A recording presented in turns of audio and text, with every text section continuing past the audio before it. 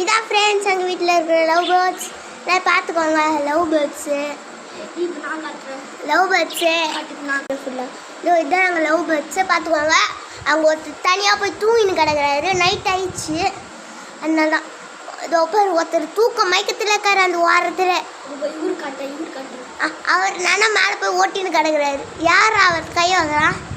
ஏட்ரி சும்மா வந்து அதோ ஒருத்தர் தூக்க மயக்கத்தில் இருக்காரு. ஒருத்தர் தனியாக போய் நான் என்னை விடுகிறா சாமி அப்படின்னு சொல்லிட்டு தூங்கின்னு கிடக்குறாரு. ஒருத்தர் இங்கே தூக்க மயக்கத்தில் இருக்காரு. மற்றவங்கள பாட்டு பாடி இருக்காங்க. ஐயோ எனக்கு நேரம் விடு.